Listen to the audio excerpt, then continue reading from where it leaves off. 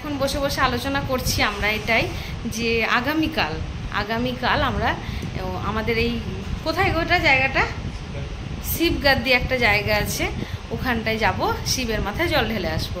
এবার হয়তো অনেকেই বলবে যে কি ব্যাপার শুক্রবার যাচ্ছে কেন সোমবার গেল না বা কিছু, তোমরা হয়তো ভাবতে পারো।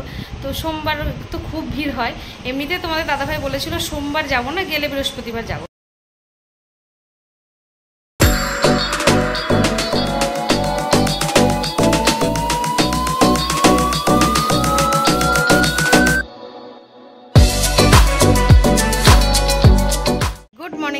Welcome back to my channel new blog. তোমরা সবাই কেমন আছো? আশা করি ভালো আছো, আর আমিও ভালো আছি।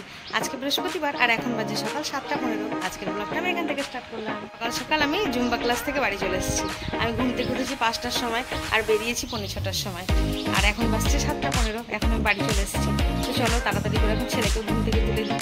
আর ছেলে টিউশন আছে, এখন উঠে ও টিউশন দেবে।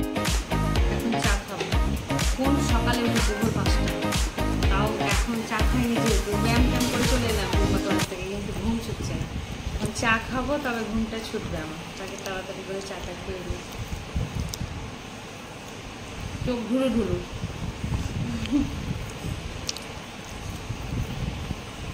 এখন আমি চুলটা একটু আঁচড়ে নিলাম। চুলের মধ্যে দেখো একটু তেল মাখবো, আর তেলের মধ্যে আমি মিশিয়েছি একটু অ্যালোভেরা জেল, লেবুর রস আর নারকেল তেল। এই তিনটা এখন আমি মিক্সড করে চুলের মধ্যে মাখবো। আর ওই দেখো আমার পুত্র সোফার মধ্যে বসে আছে, এক্ষুনি ও টিউশন থেকে এলো। তো এই দেখো মাথার মধ্যে আমি তেলটা মেখে নিয়েছি। এখন এটা আমি 1 ঘন্টা মতো চুলে দিয়ে রাখবো, আর ততক্ষণ আমি ছেলেকে খেতে দিব। আর তারপর ছেলেকে খেতে দিয়ে একদম 1 ঘন্টার মতো টাইম যখন হয়ে যাবে, এরপরে আমি একটু কাজটাজগুলো করবো। 1 ঘন্টার মতো টাইম হয়ে গেলে আমি স্নান করে নেবো। A few minutes later. তো 1 ঘন্টার মতো হয়ে গেছে, তো আমি স্নান করে নিয়েছি। তো এই দেখো চুলটা আমার খুব সফট হয়ে গেছে। মানে ধরো কদিন চুলে তেল দেওয়া হয়নি, তো সেই জন্য চুলটা আমার ড্রাই হয়ে গেছিলো। তো যখন এরকম মনে হয় যে চুলটা ড্রাই হয়ে যাচ্ছে, তখন আমি কি করি, ওই তেলের সাথে অ্যালোভেরা জেল, লেবু এসবগুলো মাখিয়ে মানে মিক্সড করে আমি একটু চুলে লাগাই, তো চুলটা সফট হয়। এর আগেও আমি অনেকবার মেখেছি, তো খুব সুন্দর হয়েছে চুলটা। এখন বসে বসে আলোচনা করছি আমরা এটাই যে আগামীকাল আমরা আমাদের এই কোথায় গোটা জায়গাটা শিবগাদ দিয়ে একটা জায়গা আছে, ওখানটায় যাব, শিবের মাথায় জল ঢেলে আসবো। এবার হয়তো অনেকেই বলবে যে কি ব্যাপার শুক্রবার যাচ্ছে কেন সোমবার গেল না বা কিছু, তোমরা হয়তো ভাবতে পারো। তো সোমবার তো খুব ভিড় হয়, এমনিতে তোমাদের দাদাভাই বলেছিল সোমবার যাব না, গেলে বৃহস্পতিবার যাব। তো আজকে যাওয়ার কথা ছিল, তো শাশুড়ি বললো, মানে আমি শাশুড়িকে ফোন করলাম যে মা এরকম যাবেন? তো শাশুড়ি বলছে যে হ্যাঁ যাবো, কিন্তু বৃহস্পতিবার যাব না, আমার একটা কাজ আছে। তো আজকে যাওয়ার কথা ছিল, আজকে শাশুড়ির একটা কাজ পড়ে গেছে, সেই জন্য আজকে যেতে পারলাম না আমরা। তো কালকে আমাদের যাওয়ার কথা চলছে, এখনও চলছে, বলবো না যে চলে গেলাম, কারণ অনেকবারই যাবো বলছিলাম, কিন্তু যাওয়া হচ্ছিল না। তো যদি যাই তো তোমাদেরকে তো দেখাবো। এই দেখো গ্যাসের ওপর টকবক করে ফুটছে, সেটা কি তোমাদের দেখাচ্ছি।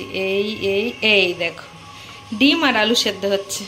সিম্পল রান্না করব, শুধু ডিম আর আলুর ঝোল, ডিম দিয়ে আলুর ঝোল বানাবো আজকে। এখন আমি রান্না বসিয়ে দিয়েছি। এই দেখো প্রথমে ডিমগুলোকে ভালো করে ভেজে নেবো, আজকে ডিমের ঝোল বানাবো। এই যে আলুগুলো সেদ্ধ আছে আগে থেকে। তো আমার মশলা, আলু, ডিম একসঙ্গে সব কষানো হয়ে গেছে। পাশে গরম জল বসিয়েছি, এই জলটা দিয়ে দেবো।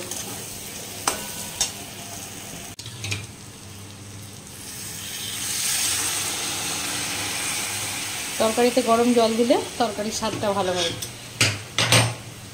তো রান্না তো হয়ে গেছে, এবার খাওয়া দাওয়া করতে হবে। তো এই দেখো ডিমের ঝোল, গোটা ডিমের ঝোল করেছি, আর এই দেখো বেগুন ভাজা, আর এখানে পেঁয়াজ কেটে নিয়েছি।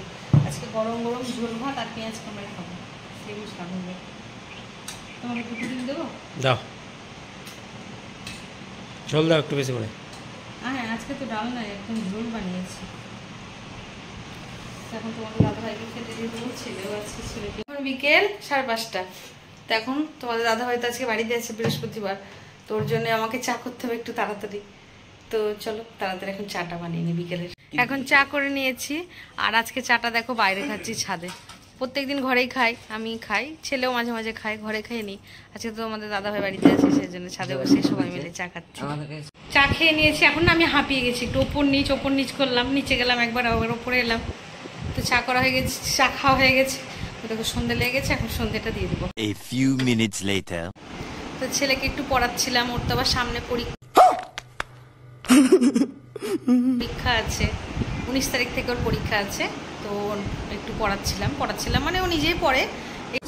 पढ़ाई लिखाई में ध्यान लगाओ, IAS बनो और देश को संभालो। ছেলেকে পড়াতে 9:30 অলরেডি বেজে গেছে। আর তোমাদের দাদাভাই সকালে বলেছিল যে আজকে কিন্তু রুটি খাবো না, তো আমি জানি সেরকম রুটি করতে হবে, তো সেই জন্য কোনো রুটি নয়, ছেলের জন্য ম্যাগি বানাচ্ছি।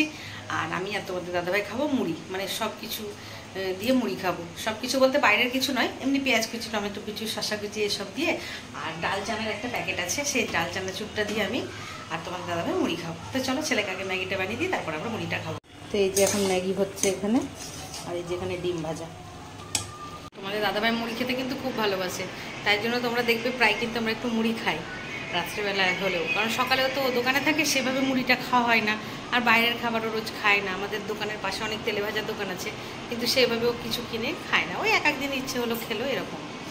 তো সেই জন্য আজকে ডিনারে ও মুড়িটা খাবে বলেছে, কিন্তু বাইরের কিছু খাবার আনেনি, মানে চপ বেগনি কিছু কিনে আনেনি বা বাড়িতেও বানানো হয়নি, এমনি জাস্ট মুড়ি খাবো।